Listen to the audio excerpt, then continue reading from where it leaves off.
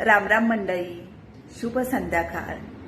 मला एक तुम्हाला प्रश्न विचारायचा आहे की तुम्ही शाळेत होता तेव्हा तुम्हाला गुरुजी, मास्तर, सर, मॅडम शिक्षा कशा करायचे?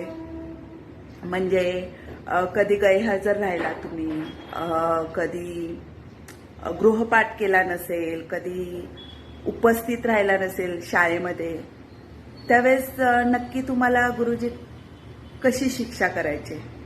म्हणजे कान पिळगायचे, डोक्याचे केस ओढायचे, गाल ओढायचे, की छडीने मारायचे, की कोंबडा बनवायला लावायचे, वाकून असं कान पकडायचे आणि कोंबडा बनायचा, की पोटाच्या इथे जोरात चिमटा काढायचे, पाठीवर बुक्का मारायचे? नक्की कशा प्रकारे तुम्हाला शिक्षा करायचे?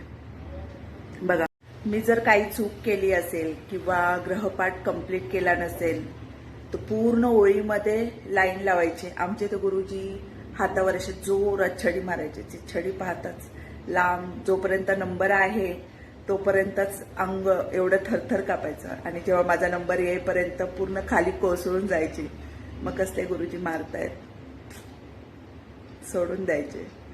तर असं कधी कुणाबद्दल झालंय का?